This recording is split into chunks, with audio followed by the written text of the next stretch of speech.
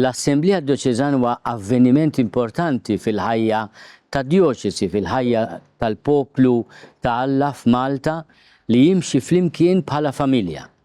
Il-Papa Franġisku iħeġġeġ lill-Knisja kollha biex aħna nħossuna parti minn din l-avventura tal-familja ta' Ġesu li nimxu flimkien fis-sitwazzjonijiet kollha tal-ħajja.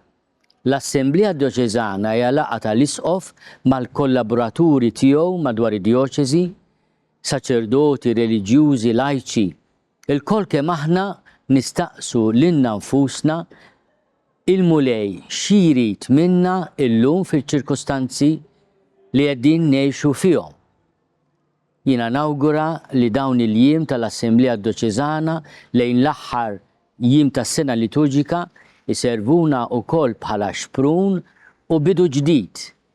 Ejjew nilqgħu l-istedina tal-Papa Franġisku biex niltaqgħu flimkien, nilqgħu lil xulxin fl-imħabba u f'dik l-armonija li San Basilju jsejjaħ hija l-isem sabiħ tal-Ispiritu Santu li huwa armonija.